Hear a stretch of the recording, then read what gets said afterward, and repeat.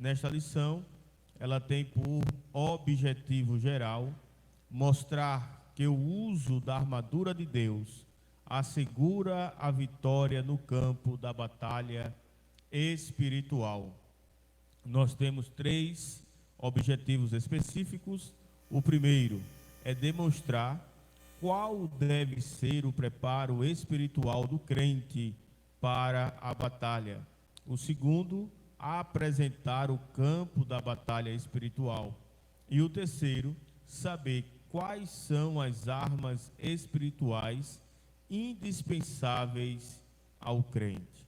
O primeiro ponto da lição fala sobre o preparo espiritual do crente para a batalha. O primeiro subponto nos fala sobre fortalecidos no poder do Senhor. E o segundo subponto fala sobre vigilantes em toda a oração e súplica. O segundo ponto fala sobre conhecendo o campo da batalha espiritual. O primeiro subponto nos fala as astutas ciladas do diabo. O segundo subponto, o conflito contra o reino das trevas. E o terceiro subponto fala sobre as agências das potestades do ar. O terceiro subponto fala sobre as armas espirituais indispensáveis ao crente. A primeira seria a armadura completa de Deus. O segundo subponto fala sobre as armas indispensáveis de defesa. E o terceiro subponto fala a imprescindível arma ofensiva. Glória a Deus. Meus irmãos, somos agradecidos a Deus por termos estudado esta carta de Paulo aos Efésios nesse trimestre. Bem certo é que, mediante esta pandemia que ainda está vigente entre nós, mas foi um canal de bênçãos esta lição, não é? Esta lição que o seu texto lido nessa noite, a leitura bíblica em classe, ela é com certeza um dos textos mais conhecidos do Novo Testamento, não é? Dentro da perspectiva pentecostal, é um dos textos que é mais, um dos textos, no caso, que é mais falado, que é mais pregado, que é mais ensinado, porque fala justamente sobre esse revestimento que o crente ele deve possuir para ter o seu encaminhamento diante da presença de Deus e na continuidade do Evangelho de forma eficaz. Portanto, iniciaremos, não é, a batalha espiritual e as armas do crente. Eu gostaria de pedir ao nosso companheiro, nosso evangelista Marcelo, que desse uma palavra introdutória e também uma palavra sobre o primeiro ponto da lição desta noite. Amém. Agradecemos a Deus por esse momento e a escola dominical na área de Jaguarana Alameda vai permanecer fazendo esse esforço de trazer esboços a título de suplemento, né, para os professores toda semana. E observamos como é importante, né, a gente poder, não somente mas 2, 3 ou 4 pessoas estarem abordando as temáticas que nos são propostas, né, pela nossa casa publicadora. E nessa ocasião estamos concluindo mais uma temática que explorou a epístola do apóstolo Paulo aos Efésios, que trata sobre a igreja nas regiões celestiais, né? Ou seja, ou a nova comunidade em Cristo. E viver nessa dimensão, de fato, é muito prazeroso, né? Desfrutar da vivência em um ambiente onde a paz é plena, onde o amor, a comunhão, eles não sofrem nenhuma ameaça. É muito bom viver nesse ambiente. Mas nós sabemos que ainda não estamos nesse ambiente. Ainda não estamos totalmente neste ambiente. Por estarmos neste invólucro que é o nosso corpo, ainda temos fome, ainda temos sede, nos cansamos, ou seja, a gente ainda sofre as ameaças externas, do ponto de vista físico. Mas a constituição humana, ela não é só física. A Bíblia diz que depois que Deus fez o homem, soprou nele, né, o seu espírito, né, o seu fôlego. E o homem tornou-se agora sim alma vivente. Então nós temos uma constituição onde existe a parte visível e a parte invisível. A parte visível, evidentemente, meus irmãos, a gente pode colocar dentro de um equipamento que faz essa varredura externa, dentro do mais sofisticado equipamento que possa existir, e ele vai fazer esse escaneamento, né, da estrutura física.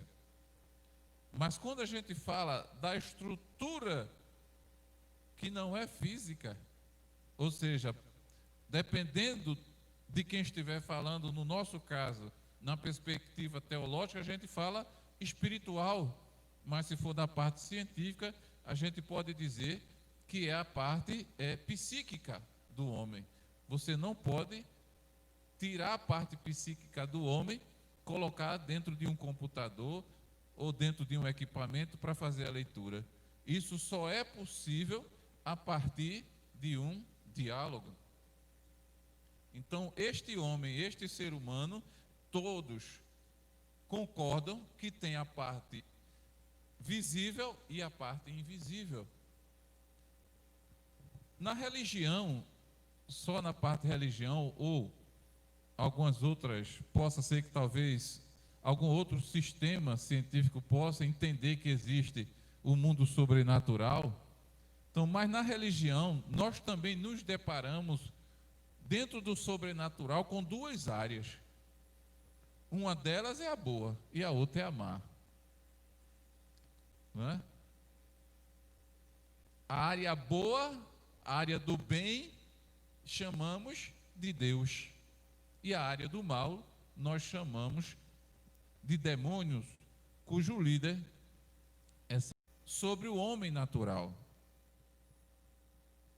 Exerce influência nos indivíduos particularmente, exerce influência dentro de uma construção coletiva, social, ou mesmo dentro dos sistemas políticos, econômicos, financeiros. Todo indivíduo religioso sabe disso. E ele não pode abrir mão disso, porque o sentido de religião é justamente buscar essa conexão com o ser divino, com o ser superior. No nosso caso é Deus, o Todo-Poderoso, Criador dos céus e da terra, Pai de nosso Senhor e Salvador Jesus Cristo. Então, no primeiro tópico, justamente, é importante que a gente se ambiente, que a gente saiba qual é o terreno que está pisando. Apesar dele já falar sobre o preparo espiritual do crente para essa batalha. Então, a relação que se dá no mundo espiritual entre o bem e o mal é de batalha, é de conflito intenso, ininterrupto. Jamais existirá harmonia entre essas duas partes. Elas sempre serão antagônicas, meus irmãos, sempre serão. E o cuidado existe por parte daquele que investiga as Escrituras, porque, evidentemente, há correntes teológicas que vão dizer que num futuro próximo, quando todos estiverem diante de Deus, que não existirá o mal mais. no sentido de ser verdadeiro, não no sentido de influenciar. Ele não existirá, porque tudo estará subjugado a Deus, no sentido de Deus vai atrair tudo a Ele. Temos assim esses conceitos distorcidos da nossa perspectiva ortodoxa, né? Então, é importante que o professor tenha muito cuidado e exponha com ousadia. O cuidado existe porque há segmentos que se auto-reconhecem como evangélicos e entendem que esse mundo, entre o bem e o mal, ele é temporário. Um dia, Deus há de transformar tudo no bem. E nós sabemos que, biblicamente, isso não se sustenta. Esse postulado não tem como se sustentar biblicamente. Amém? Então, o preparo espiritual do crente para esta batalha.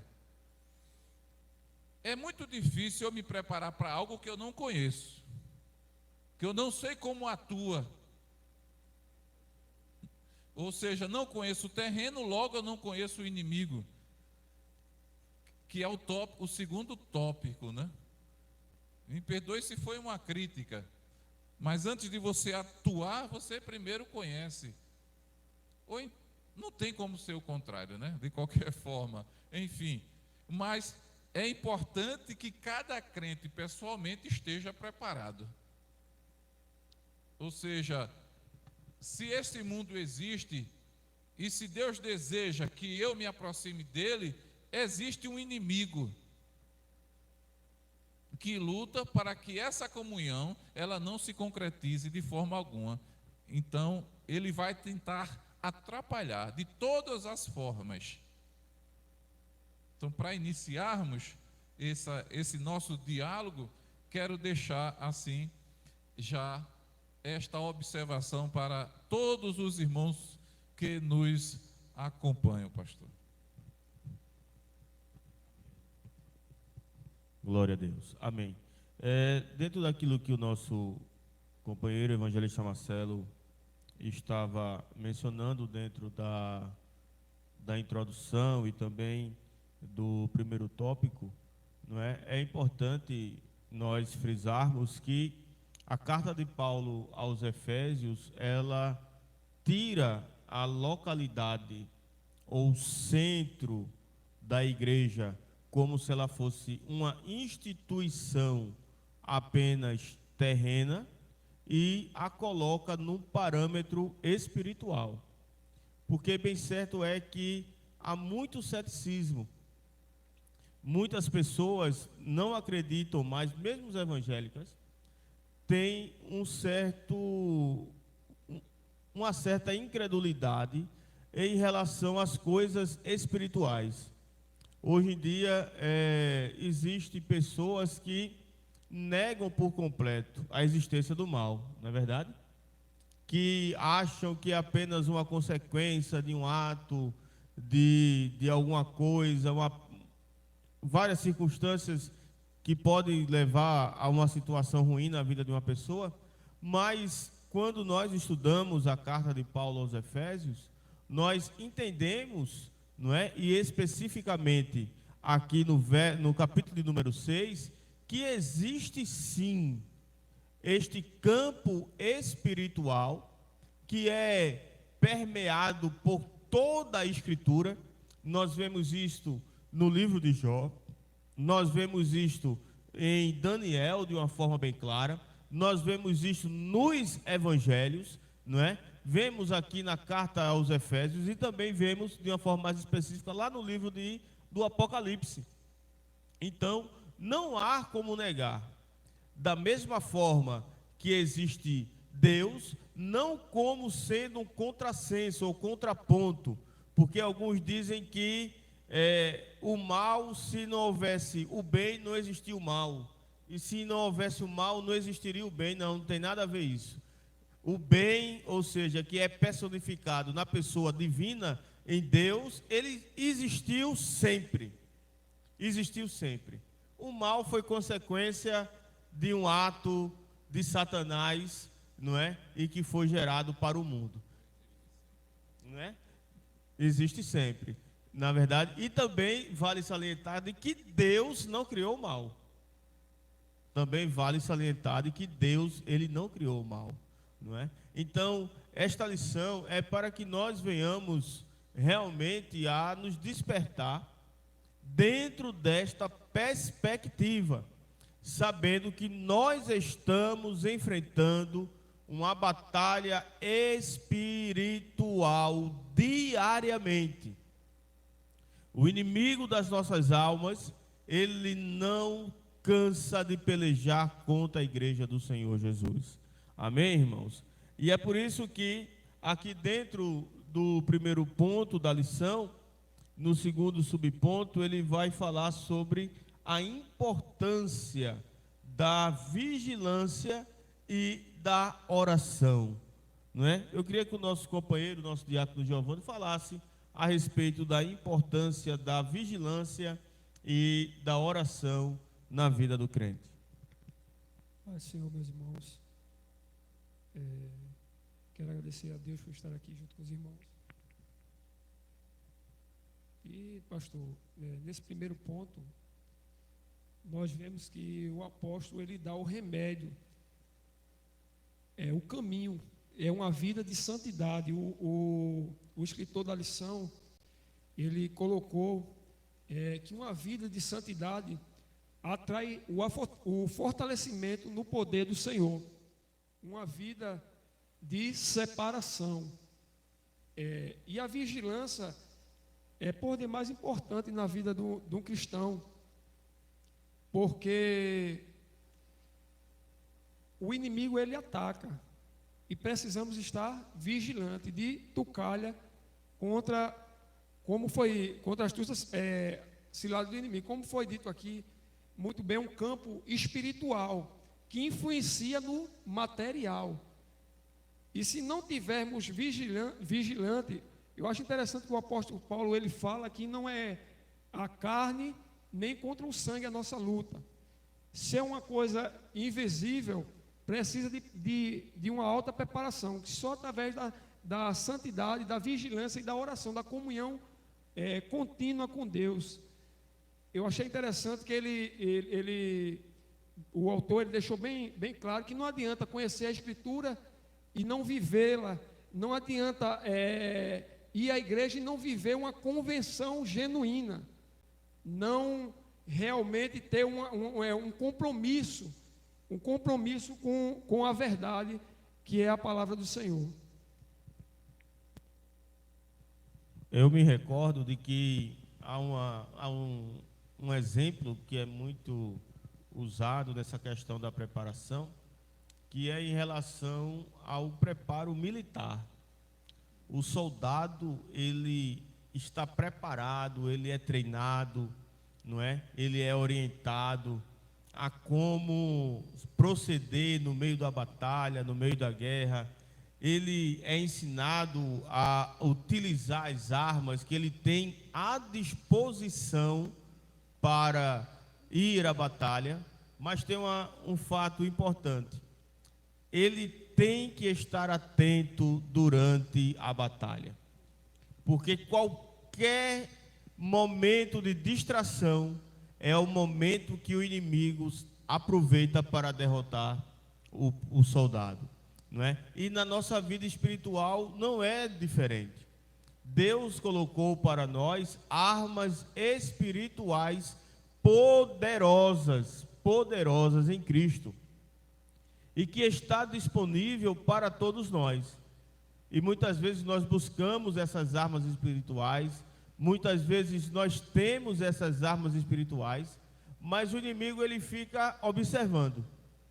E no primeiro momento de distração, é aí o local, o momento que ele encontra a oportunidade de lançar os seus dardos, não é? E ferir, e trazer a dificuldade sobre a vida do crente. É por isso que é importante aqui nós frisarmos, não é? Essa questão da vigilância e da oração. A Bíblia diz que o ministério de Cristo foi o ministério de oração.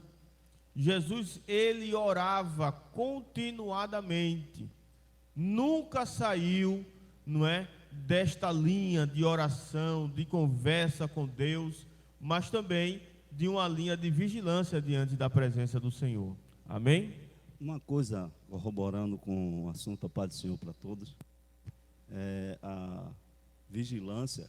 Eu estava meditando a importância do atalaia no livro de Ezequiel, né?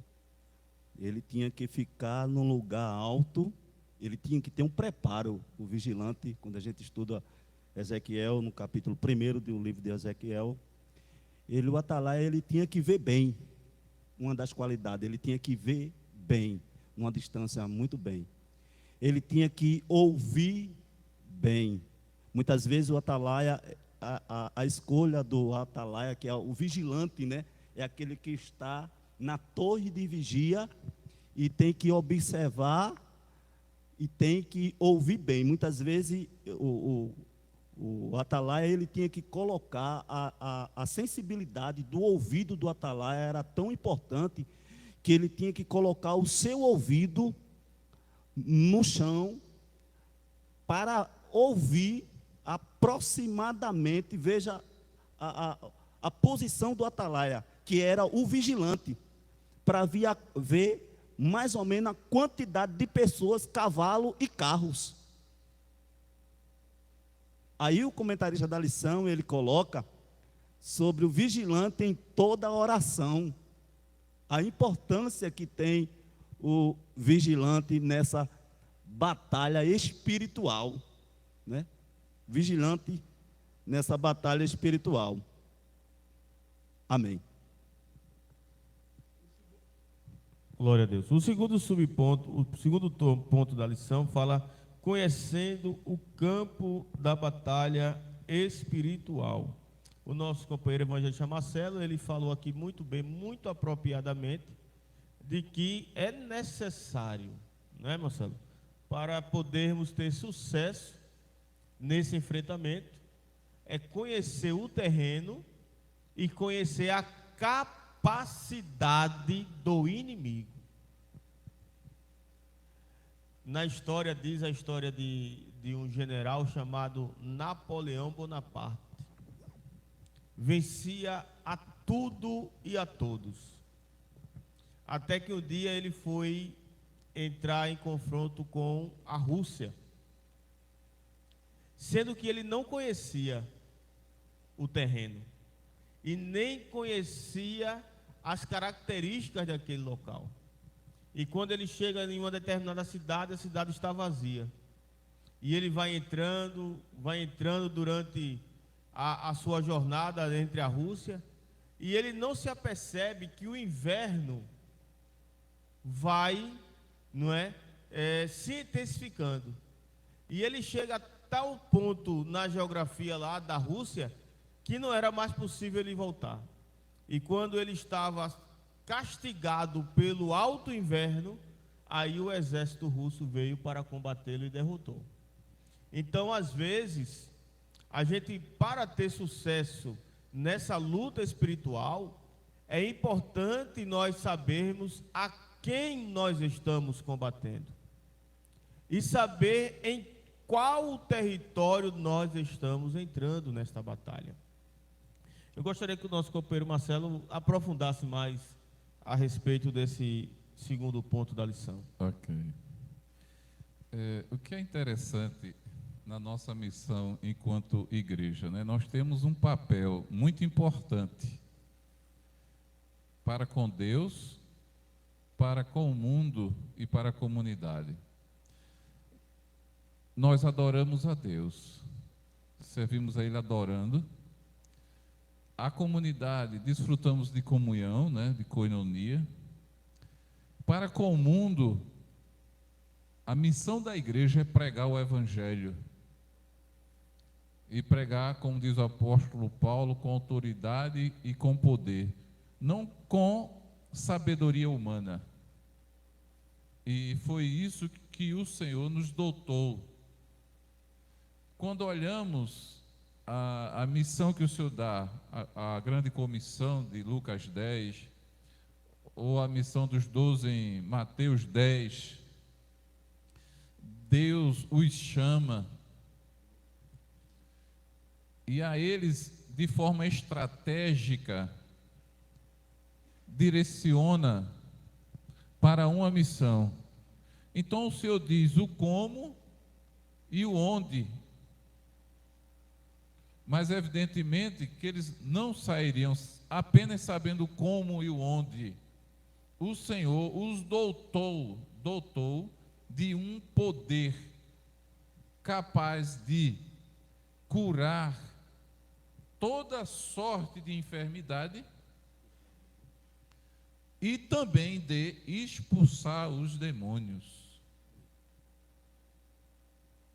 E, claro, pregar o Evangelho, as boas novas de salvação. E o Senhor advertiu os dois grupos, dada a urgência.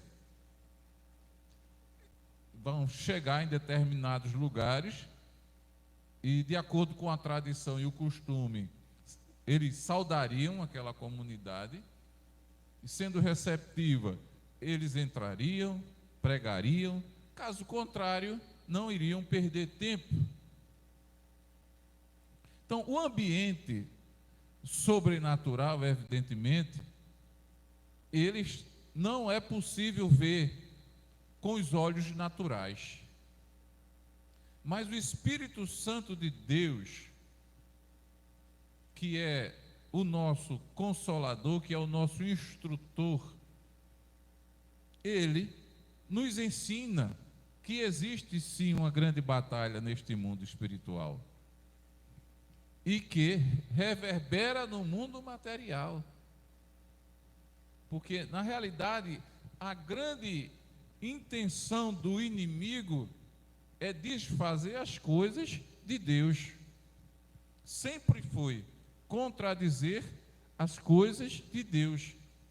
Como ele não pode alterar Deus, evidentemente, como ele não pode mexer no plano de Deus, no plano da salvação de Deus para com o mundo, então ele vai mexer com o mundo.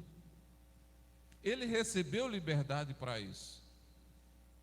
Assim foi com o povo, quando foi desafiado por Balaão, né? Recebeu uma proposta de amaldiçoar o povo. Isso era impossível, mas Balaão usou de um estratagema para que a ira de Deus viesse sobre o povo. Então, a grande mensagem é que ninguém, o diabo, nem mesmo o diabo, meu irmão, pode fazer com que Deus lhe odeie. Pode limitar sua graça e o seu amor, mas ele pode mexer com o seu coração e com sua mente, de modo que você não queira aceitar a sua graça, o seu amor, são incapacidade de compreender a mensagem do Evangelho da salvação. Então, o que é que ele faz? Ele adota um esquema filosófico, evidentemente, que possa substituir, ou então fazer com que o povo desacredite das questões religiosas, condicionando alguns segmentos ou algumas eras, e que passa também a ser alvo de desconstrução. E nós percebemos que essa realidade é patente nos nossos dias. Então, esse é o campo de atuação do inimigo.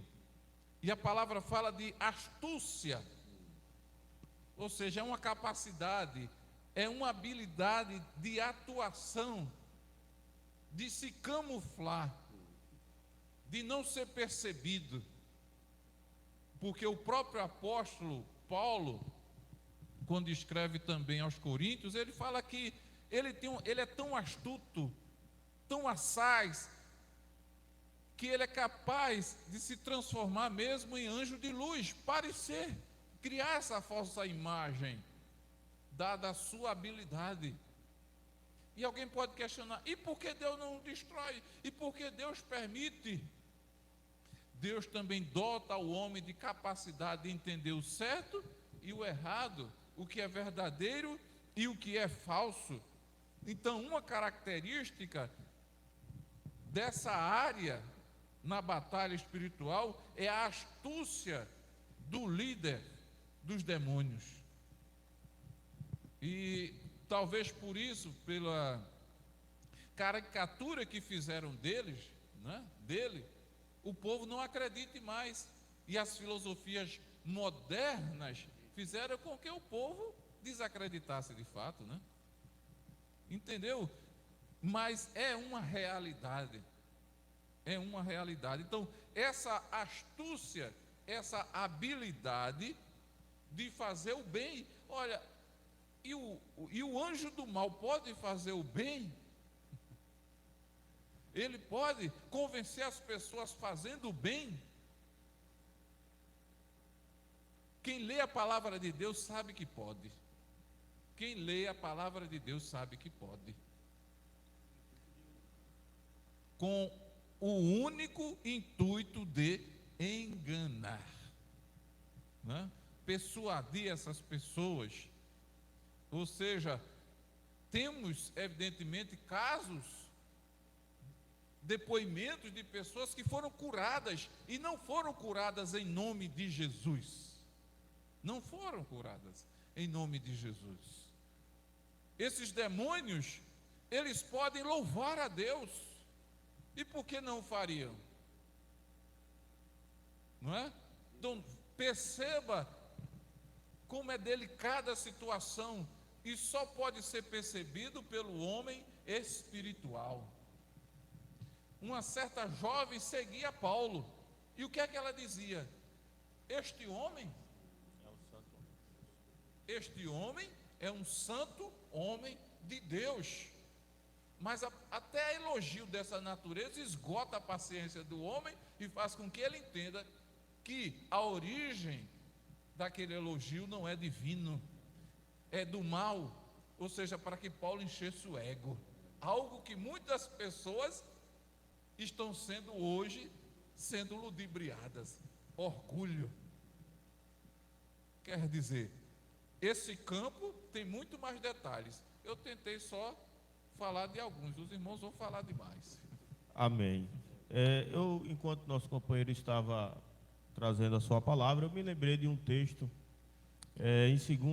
na segunda carta de Paulo aos Tessalonicenses, capítulo de número 2, a partir do verso, na realidade é todo o capítulo 2, mas pela escassez do tempo, a partir do verso de número 7, que diz: porque já o mistério da injustiça opera, e somente há um que agora resiste até que do meio seja tirado. E então será revelado o iníquo, a quem o Senhor desfará pelo assopro da sua boca e aniquilará pelo esplendor da sua vinda. A esse, cuja vinda é segundo a eficácia de Satanás, com todo o poder e sinais e prodígios de mentira, e com todo o engano da injustiça, para os que perecem, porque não receberam o amor da verdade para se salvarem. É justamente aquilo que o nosso companheiro estava trazendo em sua reflexão, em que esse mistério da iniquidade, ele opera, é operante, é ativo no nosso meio. E isso se dá de muitas formas. Às vezes nós pensamos que a influência maligna, ela se dá apenas em tocante a uma possessão, não é? Mas existem vários outros meios e formas do inimigo operar malignamente, influenciando e trazendo dificuldade, não somente, não é, a igreja, mas também as pessoas que, como aqui já foi falado, ficam cegas no seu entendimento. Elas ficam incapazes de enxergar a luz do Evangelho. E por isso se afundam mais na questão espiritual. O comentarista da lição, ele vai dizer que algumas de suas astúcias são confundir a mentira com a verdade. Quantos hoje negam a existência de Deus? Quantas teorias da nova era, não é, que falam que existe tudo é divindade, uma verdadeira pandemia, né? Pode ser também, é porque existe o Deus Pan, né? Na mitologia grega. Então, é uma forma de que a mentira tente prevalecer sobre a verdade, não é? E nós bem sabemos que o pai da mentira é o próprio Satanás, né? E aí ele vem deturpar as escrituras. O próprio Jesus foi atacado por Satanás lá no deserto, e Satanás não usou outra coisa, usou a própria escritura para burlar ou tentar mostrar uma falsa verdade para Jesus. Outra forma que ele faz é dissimular e induzir a dissimulação, não é? É trazer coisas que realmente não existem, é trazer um engodo, um engano. Quantas e quantas pessoas estão indo para o matadouro e pensando que estão indo para um local de prazer, não é? O inimigo oferece as suas benesses, as suas oferendas, e aquilo para o homem que não conhece a Deus é a melhor coisa, mas no fim o caminho é de morte. Também fala sobre falsos sinais, aqui o que o nosso companheiro Marcelo falou muito bem, no tocante à questão de curas. Algumas enfermidades, entenda que nós estamos falando, algumas enfermidades são de proveniência maligna. E se ele colocou ali a enfermidade, ele pode tirar a enfermidade também. E aí as pessoas fazem oferendas, e aí as pessoas se colocam à disposição, e tanta coisa que nós vemos atualmente, né? Fazer acusações aos filhos de Deus, não é? Lembrando, querendo jogar em rosto aquilo que era a prática do homem enquanto ainda não conhecia Deus, e também semeando a incredulidade e promovendo ideologias anticristãs, não é? E nós vemos que parece que este último ponto aqui mencionado parece que está em grande vigência aqui no nosso país, essa promoção de ideologias anticristãs. Me permita, pastor, justamente isso. O reino do mal, ele trabalha de forma organizada, né? O Senhor falou isso. Então, nenhum outro sistema ele pode ser implantado sem que você desconstrua o que evita qualquer outro sistema ser implantado. Então, quando a gente lê fala sobre a questão de valores, eles somente poderão se sustentar se eu, claro, né, atacar a religião, que é o grande sustentáculo dos valores que, nesse momento, uma minoria, mas que provoca grandes movimentos, não concorda. Então, primeiro, ataca-se as bases religiosas, que é de onde provém nosso código de valores, de ética e moral.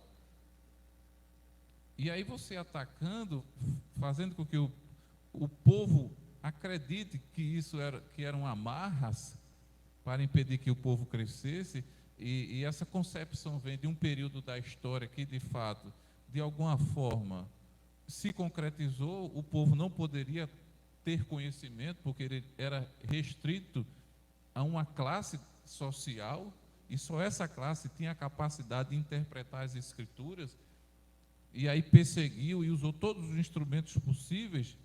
Não à toa, alguns denominam de a Era das Trevas, por exemplo. Quer dizer, quando o cristianismo predominou com mais intensidade, por que chamar de Era das Trevas? Então, porque aqueles que detinham essa autoridade religiosa não se submeteram totalmente ao senhorio de Cristo, não entenderam, né, as Sagradas Escrituras, e isso favoreceu, tá certo, que essas mentes pudessem ganhar também terreno. E é claro, se tem uma coisa que os adversários do cristianismo têm, é habilidade, é estratégia para desconstruir tudo aquilo que nós acreditamos. E eles têm, lamentavelmente, tido êxito, têm ferramenta e têm tido êxito nesses dias maus. Muito apropriada a colocação do nosso evangelista Marcelo, não é? Onde ele fala traz essa contextualização na referência da sociedade brasileira, não é? Aí fica aquele versículo na nossa mente: e conhecereis a verdade, e a verdade vos libertará, não é? Então, a verdade, ela deve ser conhecida.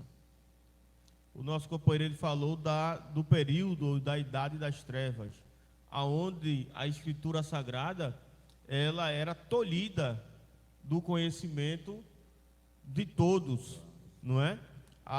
Era um único idioma a qual a Bíblia era interpretada, e era um idioma que era idioma de uma determinada classe social, que até mesmo os nobres não tinham acesso.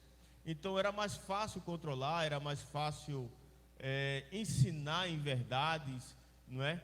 Mas aí fica, meu amado irmão, essa reflexão para a tua vida, para a nossa vida, é de buscar esse conhecimento na palavra de Deus.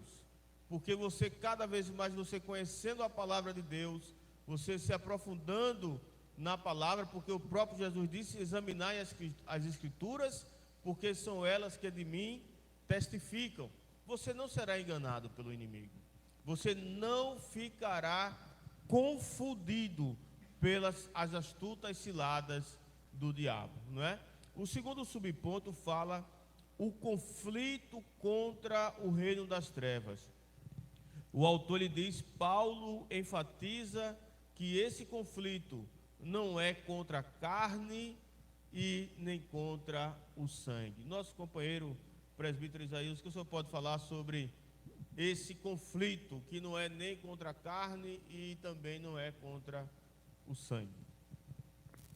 Paz do Senhor para todos mais uma vez. Graças a Deus que a lição está sendo bem. O tempo está muito rápido, mas é uma lição essa que creio que está sendo de grande proveito hoje, como também amanhã, que vai ser ministrada na sala de aula. Mateus capítulo 4 vai nos dizer que, tendo Jesus jejuado 40 dias e 40 noites, depois teve fome, e chegando a ele o tentador disse: se tu és o Filho de Deus, manda que estas pedras se tornem pães. E a gente observa que o próprio Cristo, né?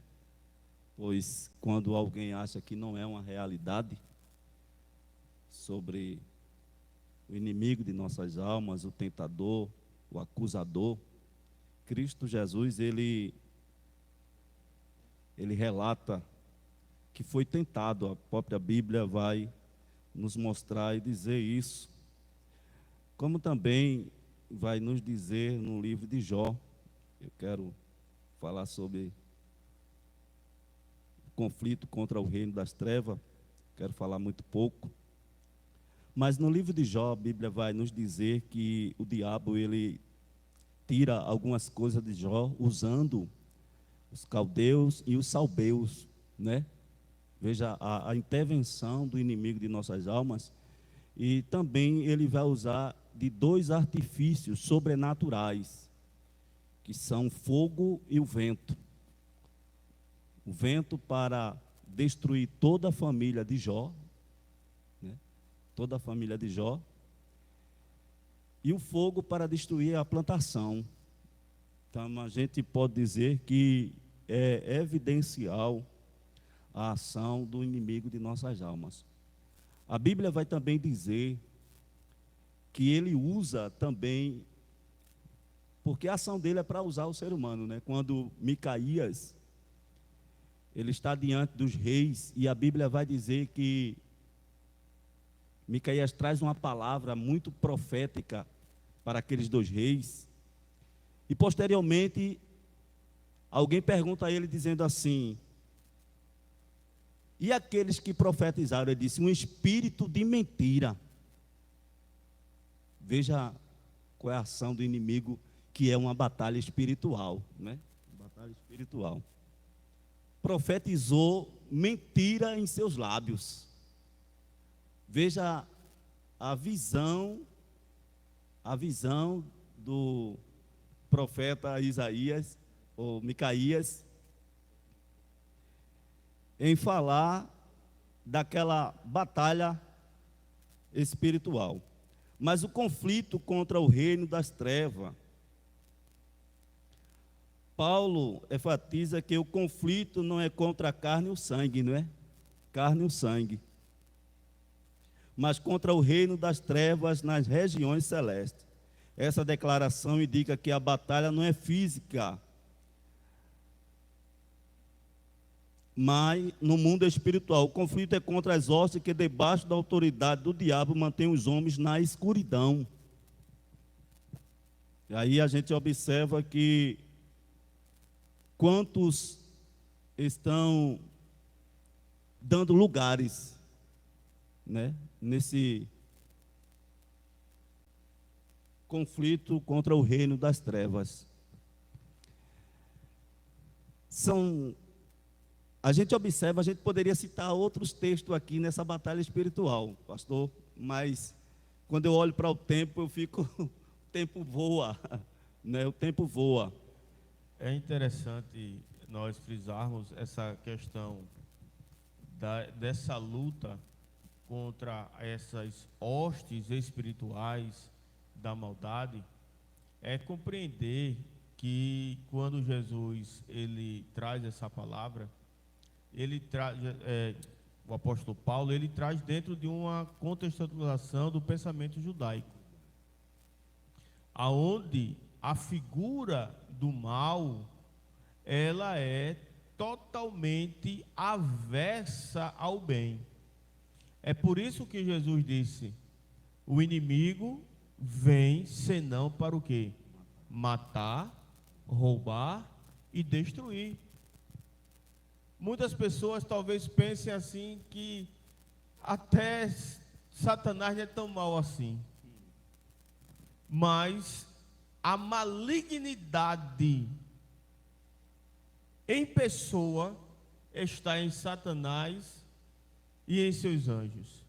E segundo a concepção judaica, existem demônios que estão presos em cadeias eternas, que são mais malignos que o próprio Satanás, que se porventura estivessem soltos, a situação do mundo estaria completamente diferente pela atuação desses demônios. Então, meu amado irmão, nós entendemos que qualquer tipo de ação, qualquer tipo de investida por parte do inimigo das nossas almas é com o único intuito de destruir a nossa vida, destruir a nossa fé, destruir a nossa comunhão com Deus, destruir a nossa expectativa de vida eterna e tirar de nós, não é, a garantia de estarmos com o Senhor para todo sempre. O terceiro tópico, o terceiro subponto da lição fala as agências das potestades do ar. E aí ele vem falando que são poderosos, que eles são malignos, não é? E que eles são astutos. Nosso companheiro, nosso diácono Giovanni, o que o senhor pode nos trazer sobre este ponto? Amém. O apóstolo Paulo, ele identifica que esses agentes do mal, ele tem poder, como já foi dito aqui pelo nosso evangelista, ele tem a capacidade de fazer sinais para iludir o homem, para que ele, o objetivo principal é que ele permaneça nas trevas e não conheça a luz. E outro ponto que a lição aponta é que eles são malignos e são astutos. Astuto é uma pessoa hábil a fazer o mal, ou seja, ele tem uma habilidade para o mal, em fazer e praticar o mal, unicamente, exclusivamente para isso, fazer o mal e nos tirar, né, da presença de Deus. O projeto é que o homem não conheça a verdade. Aí vem as ilusões que a gente vemos no dia a dia, nós presenciamos, e chega um ponto, muitas vezes, de o homem pensar de tanta ilusão que a vida dele não tem mais jeito, nem mais solução. Deixa de acreditar em Deus, deixa de acreditar em algo e pensa que a solução é a morte, o prazer da sua vida é a morte.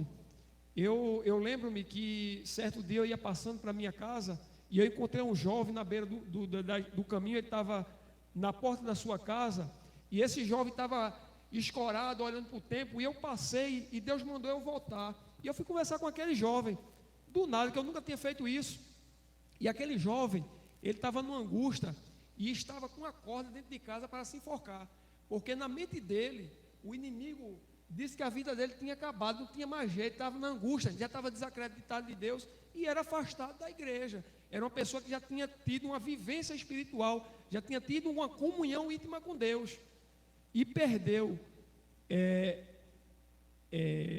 essa intimidade e viveu iludido, porque o inimigo faz isso, ele cega, ele mostra as suas benéficas, que não tem nada de coisa boa, são coisas ruins para destruir e nos permanecer na escuridão. Meus irmãos, ainda dentro dessa temática, né, de conhecer esse ambiente onde se deflagra aí essa guerra cósmica, por mais que se negue a existência do mal, caracterizada na figura do diabo, de demônios, entendemos também que existe um conflito até mesmo com as pessoas, porque, por exemplo, o estilo de vida religioso oriental, por exemplo, que tem tomado o Ocidente. Então, eles têm uma concepção do mal, não negam o mal. Existem símbolos que representam o mal e representam o bem, ainda que eles não sejam integralmente mal ou integralmente bem. E as pessoas usam esses símbolos, talvez não conheçam, mas há símbolos. Existem estudiosos, leitores, pesquisadores do cosmos, não no sentido científico, mas de extrair informações. Eles acreditam que os planetas, eles, de alguma maneira, influenciam a vida das pessoas com base na data de seus nascimentos. Ou seja, não tem como negar esse aspecto sobrenatural, metafísico, ou como queira chamar. A verdade é que, de alguma maneira, eles ouvem essa mensagem. Alguém especial que estudou, um místico, ou mesmo um profeta, um sacerdote, um xamã, ele ouve essa mensagem do cosmos, interpreta para essas pessoas, para que elas possam ser o quê? Bem-sucedidas na sua vida pessoal, né, sentimental e principalmente financeira. Então perceba que a informação, ela não está vinda de um especialista, de um cientista político, de um cientista econômico, ela vem de alguém, de um ser, de uma pessoa que é mística, que acontece, que acredita nas potencialidades do misticismo. Então ela vai lá e consulta.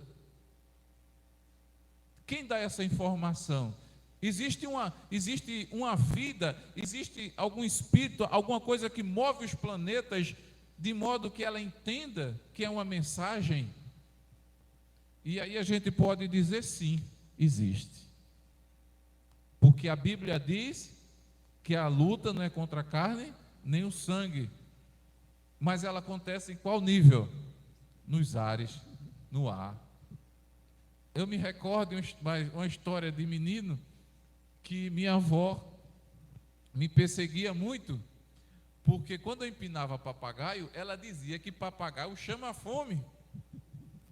Ela não entendia cientificamente isso, mas muitas moléstias vêm de onde? Do ar. Ela não sabia explicar, mas muita coisa vem do ar, não é? Muita coisa ruim vem do ar, entendeu? Então, não à toa, essas pessoas, de alguma forma, buscam algum refúgio, alguma força para se protegerem de alguma ação negativa. Elas não chamam de diabo, mas uma ação negativa. Alguma força. Então, elas usam elementos, usam amuletos para tentar evitar o quê? O mal. Então, já nesse cenário, sem falar de ser uma visão protestante ou não, as pessoas acreditam no mal e que ele atua no mundo onde essa pessoa não pode se defender. O contrário de um cristão é que o Senhor nos mostrou que existe uma batalha onde ela acontece e Ele nos deu as ferramentas para batalhar. Amém. Dentro ainda desse contexto da batalha espiritual, não é? Conhecendo o campo da batalha espiritual, me veio à mente alguns posicionamentos que nós podemos perceber no nosso cotidiano, não é? O primeiro é que existem algumas culturas que veneram o mal. Sim. Não é? Nós percebemos que existem, já foi falar aqui do xamã, não é? Que é uma vertente que algumas pessoas tomaram como uma forma religiosa, não é? É o xamanismo, não é? Que são oriundas das religiões tribais, etc. Nós temos também na região do México, no país do México, o culto, não é? A morte, não é? Também temos o voodoo, não é? E tantas coisas, né, que são. E às vezes essas pessoas pensam, colocam na mente que adorando o mal, adorando aquilo que personifica a maldade, eles estarão livres, porque eles estão assim sendo seguidores daquele mal, não é? E como o nosso companheiro evangelista Marcelo falou aqui, nós, a igreja, temos ferramenta para combater e não temer a este mal. E a Bíblia diz que maior é que está conosco do que está no mundo, não é? Se Deus é por nós, quem será contra nós? E aí a gente vai falar de versículos, mas aí eu também me lembrei quando a lição fala sobre engano, astúcia, etc., as formas do inimigo trabalhar. Eu me lembrei de alguns contextos bíblicos que falam sobre espíritos familiares, que na realidade são espíritos enganadores. Nós bem sabemos que ali, naquela época do Antigo Testamento, nós temos o exemplo, não é, da mulher de Jacó, que quando estava para sair, pegou algumas estátuas, e aquelas estátuas eram de espíritos familiares. Ali há todo um contexto, não é? mas que de algum tempo para cá foi trazido dentro do espiritismo e etc., dizendo que as pessoas que partiram, elas têm a possibilidade de retornar para falar com o ente querido, para expressar alguma coisa que deixou em aberto, trazer uma mensagem, etc., mas que pela palavra de Deus, nós entendemos e compreendemos que ali são espíritos enganadores, não é? Que tomam a forma, ou não a forma física, mas tomam a identidade daquela pessoa, que partiu sem Cristo. E aí traz informações, traz engodo, traz falsas ideias, e as pessoas são seduzidas por essas coisas, não é? Quando o apóstolo Paulo adverte sobre a capacidade dos espíritos maus se transformarem em anjos de luz, justamente é um momento onde eles conseguem transmitir mensagens com relação à vida das pessoas que partiram, né? E eles conseguem, inclusive, dar detalhes da vida daquelas pessoas. Por isso que quem está vivo acredita, e é impossível haver unidade entre o Evangelho, e o próprio apóstolo Paulo diz aos Gálatas, né? Ainda que, e aí eu falo para todos os cristãos, ou aqueles que se denominam cristãos. Se somos cristãos, nós temos uma única base doutrinária, ou pelo menos uma única fonte que possamos chamar de cristão, que é a Bíblia. E nela está escrito: ainda que desça um anjo do céu, ainda que desça um anjo do céu pregando outro evangelho, que ele seja amaldiçoado, que seja maligno, entendeu? Quiçá espíritos que se apropriam de corpos, que conhecem toda a história, porque uma verdade, irmão, que você tem que saber: só existe um soberano. Não é só conhecer o terreno do mal, você tem que conhecer a Deus. O grande problema de muitos crentes é porque não conhecem a Deus, não conhecem e não se apropriaram ainda da grande herança de ter se tornado filho de Deus. Você é filho de Deus, e todo filho tem herança do Pai. E aí vem os problemas. Se ele não sabe quem ele é, onde ele está e qual é a sua missão, não vai conseguir entender a missão do inimigo e vai se tornar uma presa fácil, muito fácil. E é isso que acontece no mundo. Então, só Deus é soberano, só Deus é onipotente, só Deus é onisciente e só Deus é onipresente.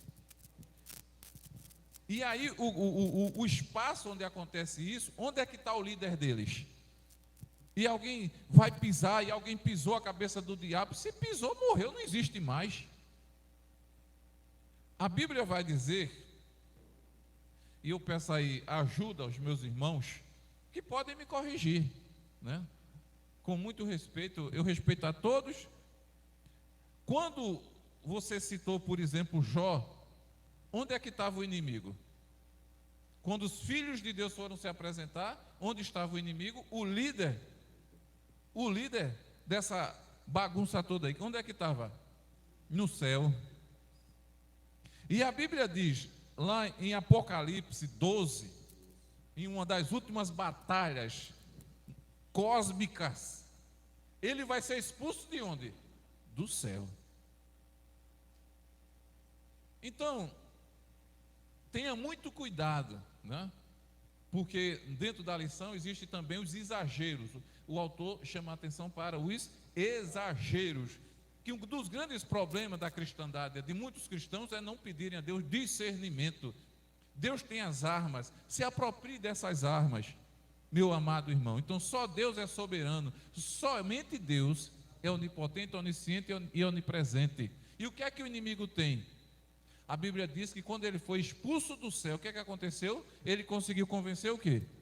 Uma terça parte, que é uma linguagem um recurso linguístico, só para a gente entender que é uma quantidade gigantesca. Gigantesca.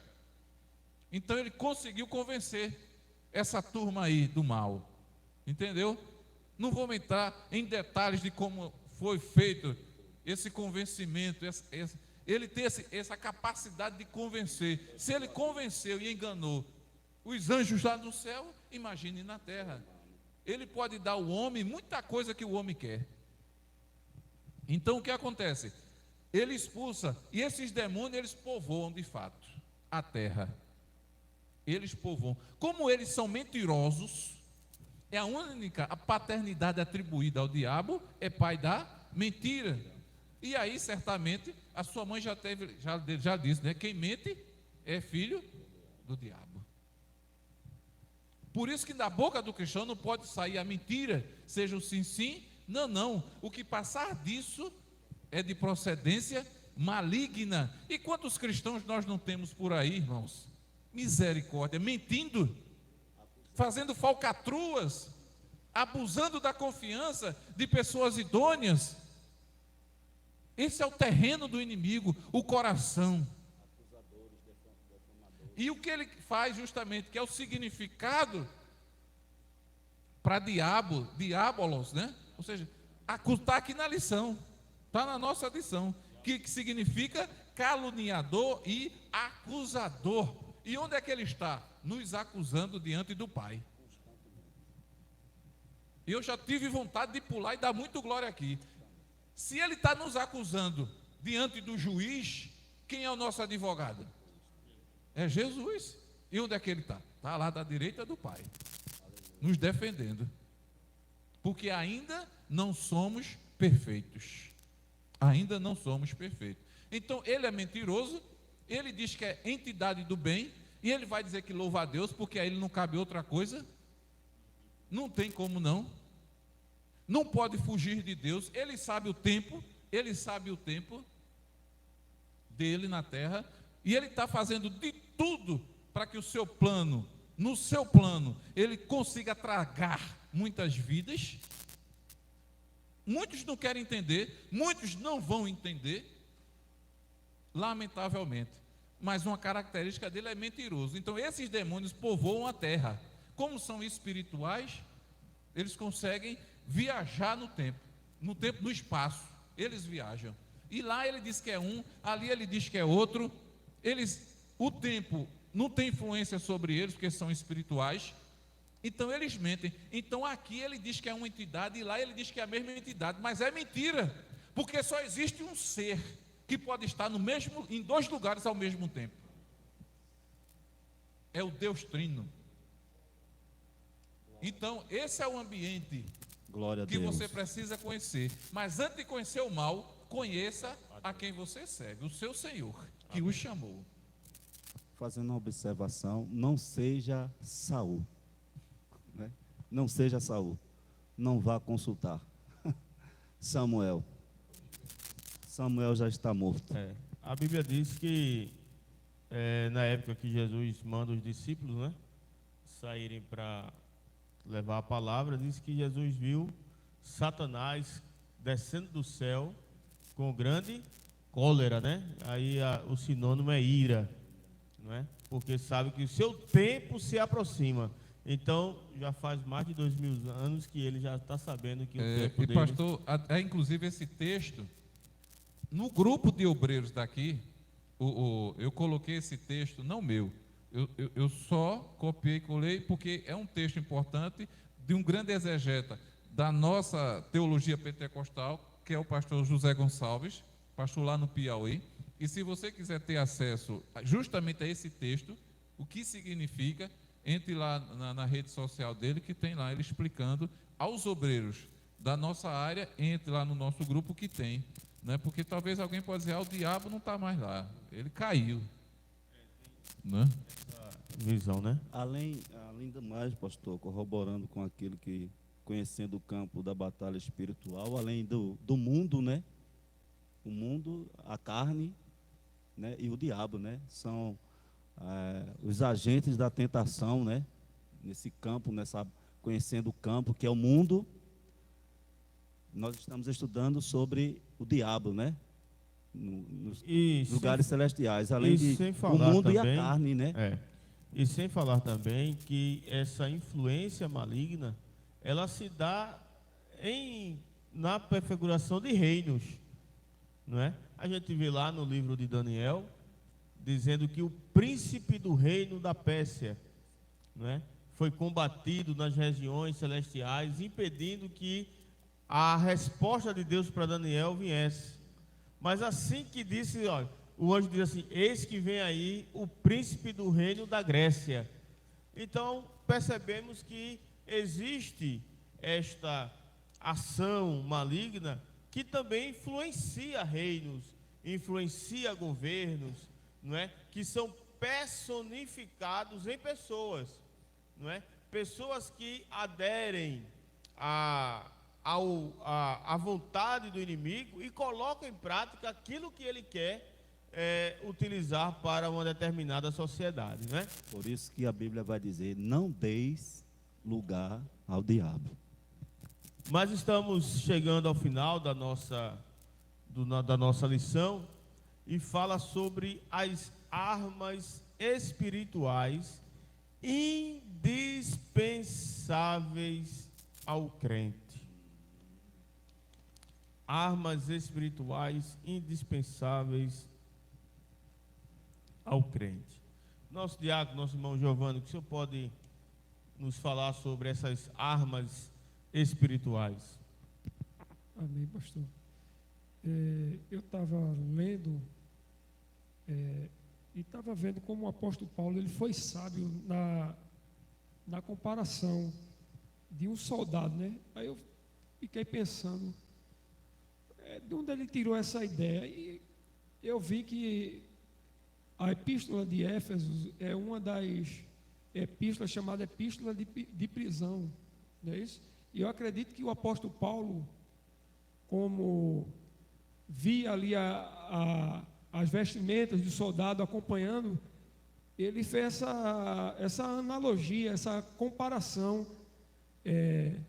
porque o exército romano era o mais potente da época, né? Vamos dizer assim. E ele observou e destrinchou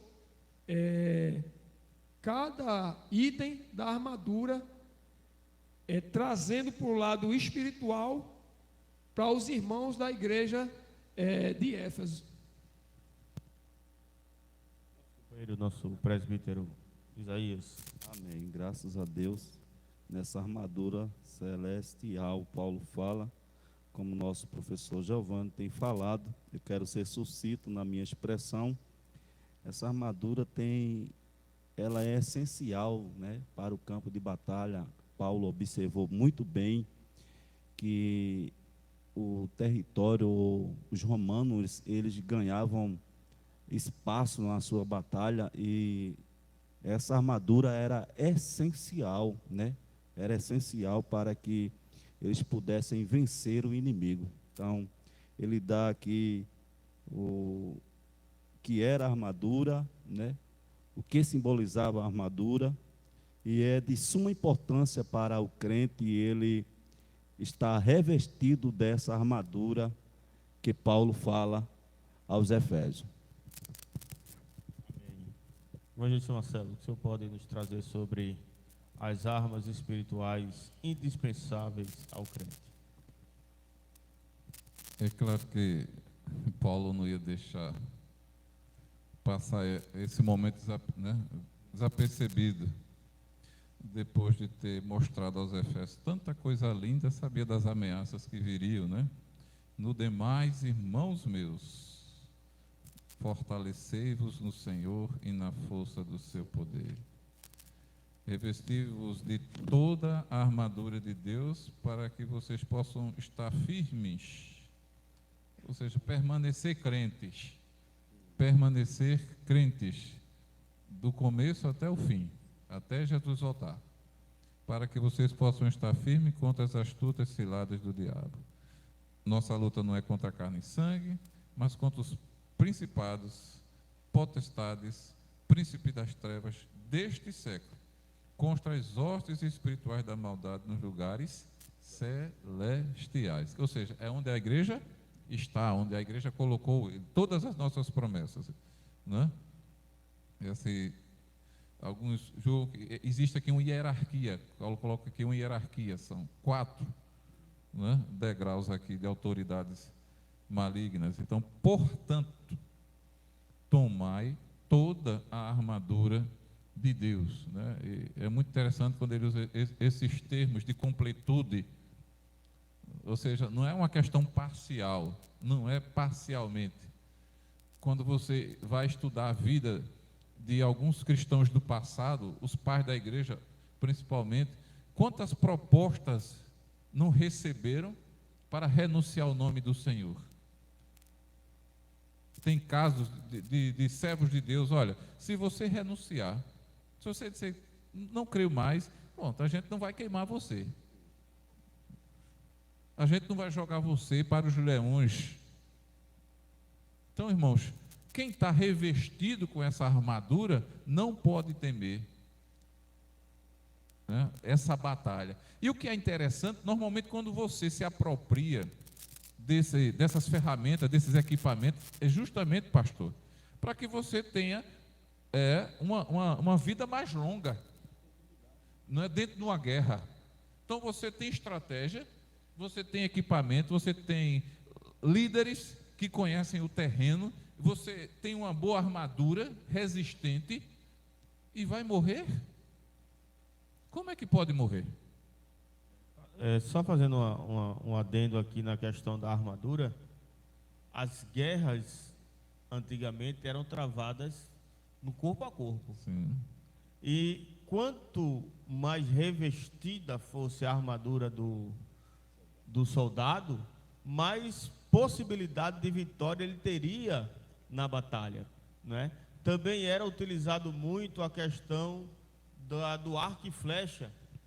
O inimigo, mesmo à distância, ele atirava as suas setas, atirava as suas lanças, mas a couraça impedia, o elmo, né, que é o capacete, impedia que aquela flecha trouxesse qualquer tipo de dificuldade, um ferimento, atingisse, maculasse a vida do soldado naquela época.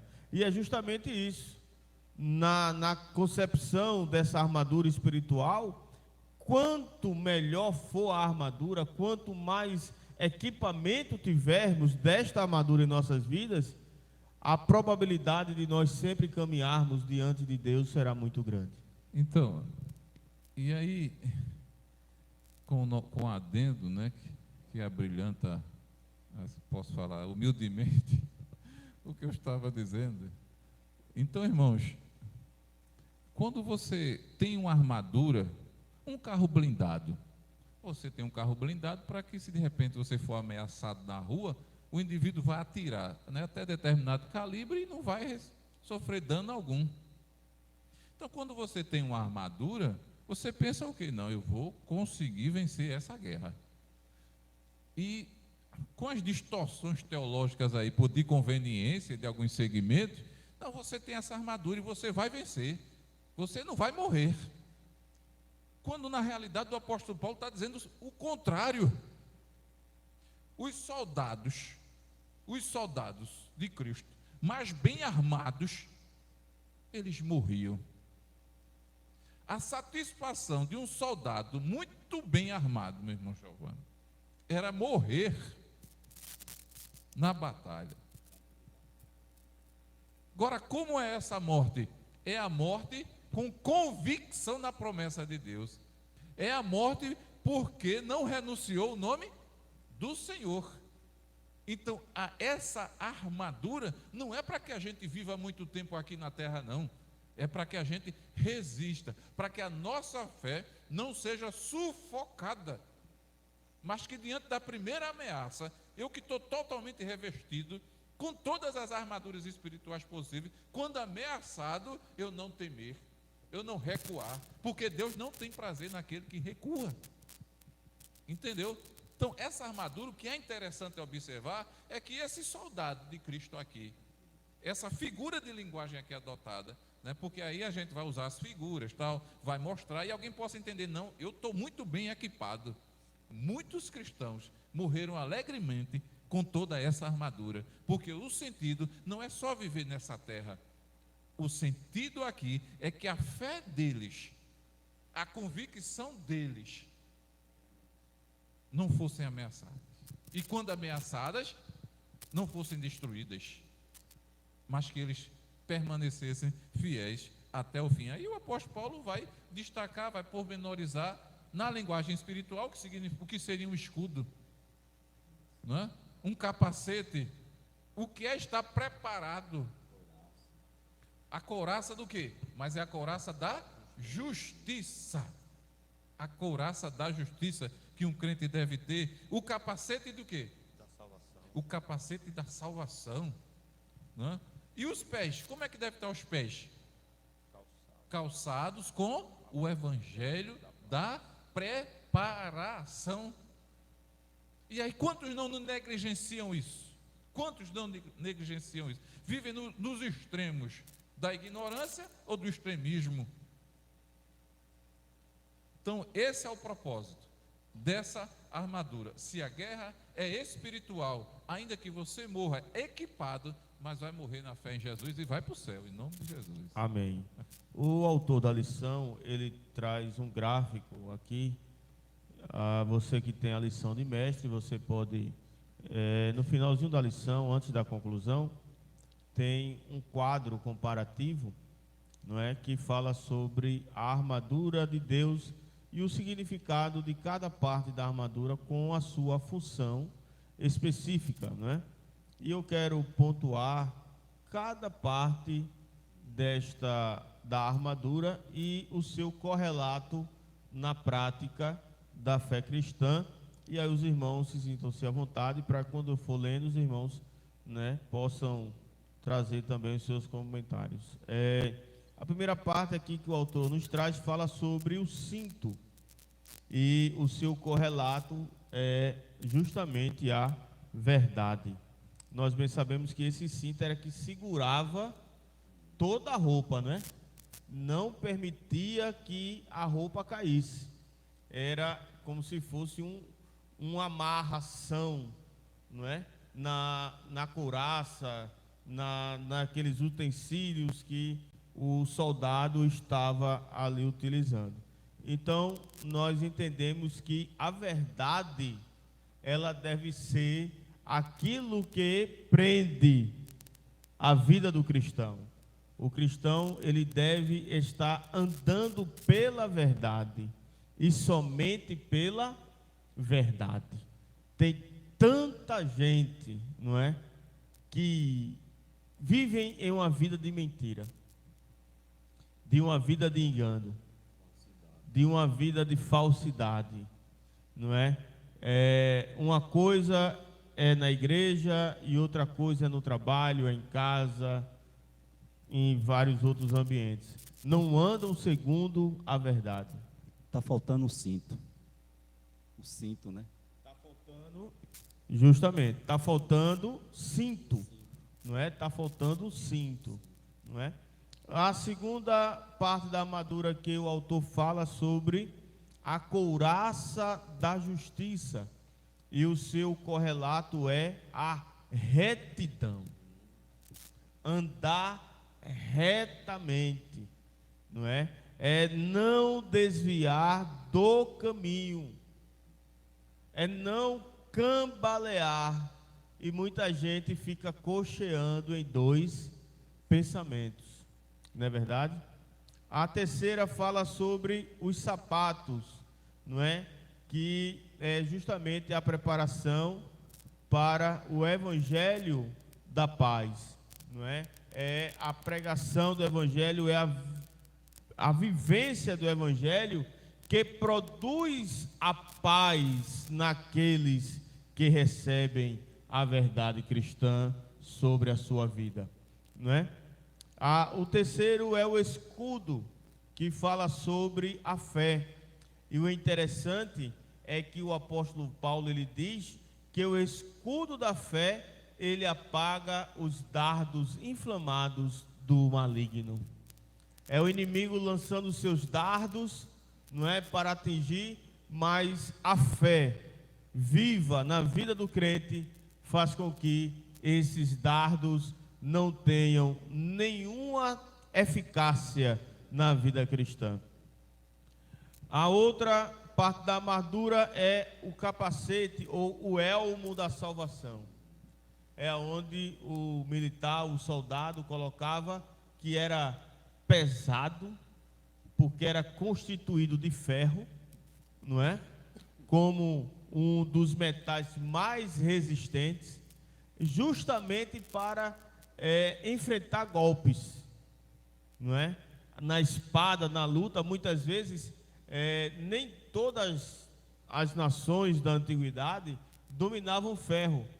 O metal mais comum utilizado era o bronze, não é? E aqueles que tinham a utilização do ferro, eles tinham um poderio bélico a mais, porque o ferro é mais forte do que o bronze. Então, esses elmos, eles eram, os capacetes, muitas vezes eles eram feitos exclusivamente de ferro, para trazer justamente esta segurança na hora de qualquer tipo de pancada, de qualquer tipo de investimento do inimigo. E por fim, fala sobre a única arma aqui, que é da parte da armadura, que é de ataque. A única parte da armadura que fala sobre ataque. Glória a Deus. Que é a espada e que significa a palavra de Deus. Uma certa feita, justamente, para atacar e para defender. Dois gumes. Uma certa feita, um casal de jovens que iniciaram o namoro, noivado, etc. Aí o rapaz teve um sonho. E nesse sonho ele sonhava que havia um animal, um bicho feroz, querendo destruir aquele casal.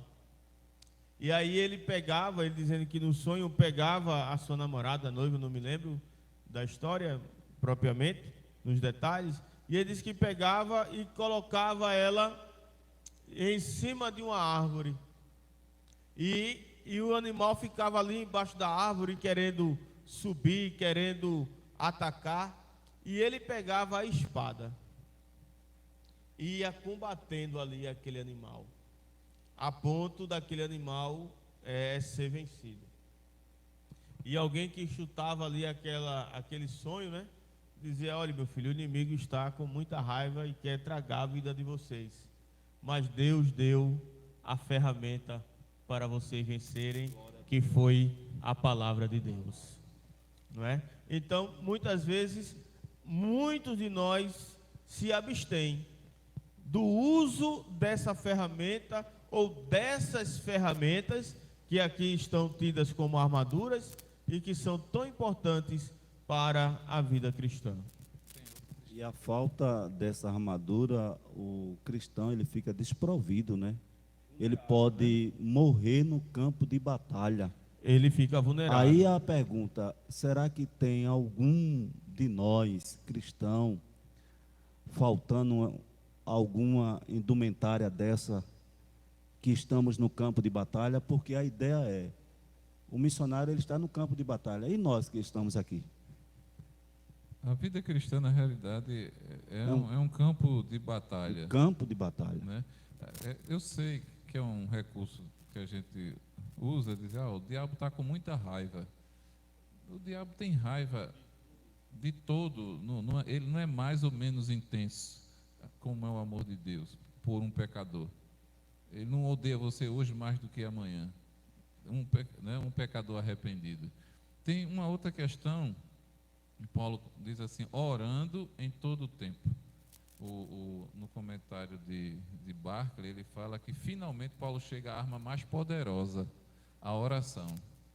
São 3 as coisas que devemos notar em relação à oração. Ele fala que ela deve ser constante, deve ser intensa e não deve ser egoísta, porque o próprio Paulo pede oração por ele, para que também lhe seja dado habilidade e poder quando ele for falar. Entendeu? Então, que Deus nos ajude, né? No contexto histórico dessa questão de Paulo, havia uma dificuldadezinha, porque Paulo diz assim: eu posso ser rude nas palavras, mas não sou no conhecimento, não é?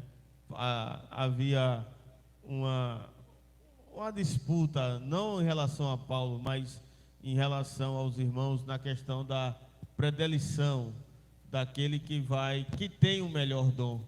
E não existe aquele que tem o melhor dom, irmãos, ou aquele que tem o pior dom, porque todos os dons são iguais, não é? A Bíblia diz que é a multiforme graça de Deus que distribui os dons na medida que Ele quer para a edificação do corpo de Cristo. A uns o dom da ciência, o dom da sabedoria, e assim sucessivamente. Mas aquele que eu tenho não é melhor daquele que não tem, aquele que tem o dom de profecia não é melhor aquele que tem o dom da administração, e assim sucessivamente.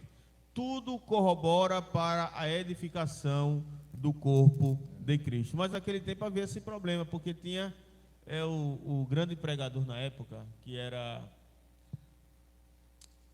esqueci agora o nome, Apolo, um dos grandes pregadores da época, e era muito eloquente, segundo a tradição, não é? E Paulo já não era o tanto assim na eloquência, mas em compensação no conhecimento, Deus tinha trazido para Paulo aquilo que era necessário para a edificação do reino. Para que a gente entenda a natureza, mais uma vez, dessa armadura, para que ninguém tente também se apropriar e sair por aí pregando uma mensagem que não é bíblica, nem a intenção aqui, né? É uma epístola da prisão, como já foi mencionado, entendeu? Ele deve ter toda essa armadura. Então você vê, então, orando em todo o tempo, por mim, no versículo 19 da nossa leitura, para que me seja dada, no abrir da minha boca, a palavra com confiança, porque ele estava preso, e ia morrer, ia ser julgado, ia ser martirizado. Então, a palavra com confiança. E a gente sabe que quando essa situação ela é iminente, quem é que não fica receoso, né? Quem não fica receoso? Mas temos testemunho de pais da igreja que diz: ó, se o leão não vier me comer, eu vou lá agitá-lo, né? Então diz assim: a palavra com confiança para fazer notório o mistério do evangelho, pelo qual eu sou embaixador em cadeias, para que possa falar dele livremente, como me convém falar. Ou seja, ele estava preso. Então, a grande questão é que o sentido de estar preso ou livre não são cadeias que vão fazer com que você esteja livre ou preso. Porque a gente sabe que muitas pessoas estão na rua, mas vivem numa prisão psicológica, vivem com conflitos, transtornos. Então, é uma prisão. Paulo estava preso, mas o que ele pedia aos irmãos é que orassem, para que ele, enquanto representante do reino de Deus, quer dizer, um representante do reino de Deus, já pensou? Não, a gente está trazendo aí um ex-presidiário, tu vai recebê-lo? Bom, todo mundo vai ter uma certa desconfiança. Então, ele orava justamente, pedia para que orasse, para que ele desse essa ousadia de não perder a confiança, a ousadia e o poder. Porque a guerra não é questão, se eu estou preso, se eu estou solto, é um pecador arrependido, é um filho de Deus. Como filho de Deus é herdeiro do céu. Aquilo que o Filho de Deus, Jesus Cristo, herdou, ele torna-se agora co-herdeiro. E se só tem uma pessoa que não quer que ele herde agora, se concretize, se consuma essa herança, é o diabo. E onde quer que ele esteja, ele agora é um embaixador, um representante de Deus. Então ele vai ter as couraças, independente se ele esteja num palácio ou num casebre, num grande centro urbano ou numa cidadezinha, lá no interior. Que possamos entender, que peçamos a Deus discernimento e viver em abundância e em prosperidade espiritual.